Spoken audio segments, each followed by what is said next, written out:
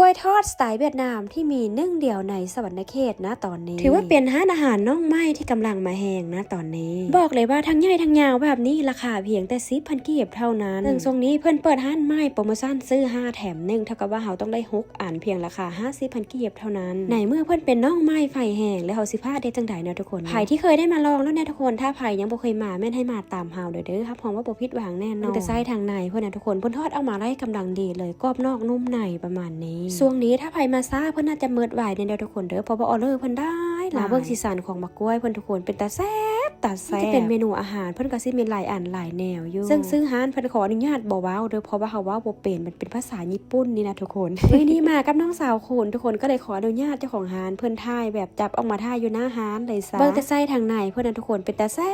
บกินตอนฮ้อนๆนี่แค่โอ้โหฟินเลยนะพี่น้องโมงพวกเขามานั่นก็เป็นโมงเลิกเบี้ยกำลังเป็นโมงที่หิวนะทุกคนมาฮอดสองสาวเพื่อนก็ไส้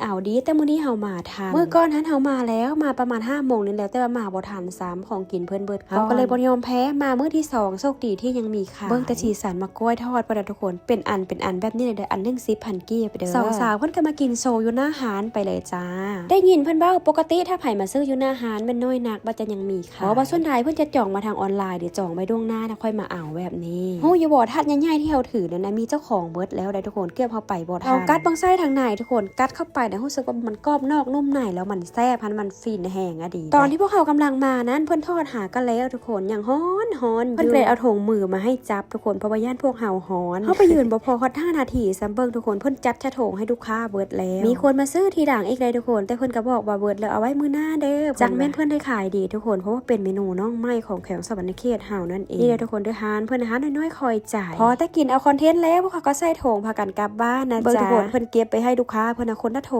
งแบบนี้มากันต่อที่เมนูนี้ทุกคนเฮาขออนุญาตบ่เอิ้นซื้อเมนูเด้อรู้สึกว่ามันเป็นพวกมี่แห้งกับไก่นี่แต่ว่าพอว่าเป็นภาษาญี่ปุ่นแล้วเฮาว่าบ่เป็นนะทุกคนก็แปลเป็นภาษาลาวอยู่แต่ว่าเวลาเฮาว่ามันขาดเฮาก็เลยว่าบ่เว้าดีกว่าเมนูนี้เต็ม10ให้10เลยทุกคนเพิ่นใส่ผงมะระลงไปนะแซ่บไก่มันก็เลยอบหรือปิ้งบ่เฮาก็บ่แน่ใจคือกันนุ่มกำลังดีเลยทุกคนกล้องนี้ราคา 45,000 กีบเด้อเส้นมีเพิ่นก็นุ่ม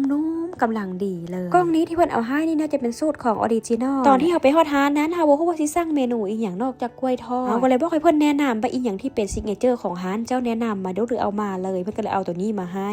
แต่ว่ายอมรับว่าแซ่บทุกคนรสชาติจะออกเป็นหวานๆแล้วก็ได้กินซอสของมาล่าเด้อทั้งนี้ทั้งนั้นอาหารก็ขึ้นอยู่กับผู้มักค่ะเด้อทุกคนบ่อยากให้เชื่อแต่อยากให้ไปลองชิมด้วยตัวเองตามที่เฮาสอบถามข้อมูลเพิ่นบอกว่าเพิ่นได้ไอเดียในการเฮ็ดเมนูนี้หรือเฮ็ดร้านนี้ขึ้นมาจากเพิ่นไปเรียนอยู่จีนแต่เมนูนี้จะออกเป็นพวกสไตล์ญี่ปุ่นอีหยังจักอย่างนี่เจ้าของร้านเพิ่นไปจบด็อกเตอร์มาจากจีนเพิ่นว่าจากซานเพิ่นก็เลยมาเปิดร้านนี้เกี่ยวกับการเฮ็ดเวียกประจำป่าก็เลยเฮ็ดให้มีเจ้าเดียวในสวรรณเขตเฮานะตอนนี้เฮามาซิมเมนูนี้ทุกคนซิมเข้าไปแล้วเฮาก็บ่อยากหยุดเลยเพราะว่ามันฟินแฮงเสียดายทางอาหารเพิ่นบ่มีโต๊ะตั้งให้นั่งกินถ้าเพิ่นมีโต๊ะให้นั่งกินพวกเฮาก็คือสิกินเพลินเลยก็คือสิกินหลายเมนูแต่มื้อนี้เฮาไปแยมๆเบิ่งก่อนเดี๋ยวเอาไว้รอบหน้าก่อนจะไปกินให้ครบเมนูเลยนะจ๊ะอาหารเพิ่นก็อยู่บ่ใกล้บ่ไกลแถวเฮือนเฮาย่างไปแป๊บเดียวก็ฮอดแล้วพี่น้องมากันต่อที่น้องสาวคุณทุกคนให้เพิ่นซิมบ่อยู่ความจริงแล้วเพิ่นก็อยากอิ่มอีหยังได้แน่แล้วนะแต่บ่คุมให้กินซื่อๆนางก็ถึกใจได้ซิมเข้าไปคำนึงเพิ่นก็สั่งเจ้าของร้านไปเอากลับบ้านกล่องนึงเด้อใครที่บ่เคยลองหรือว่าอยากลองกินลองซิมก็มาตามเฮาได้เด้อทุกคนเด้อส่วนร้านเพิ่นแม่นถ้าเฮาจื้อบ่ผิดเพิ่นบอกว่าเปิดประมาณ 9 โมงเช้าหา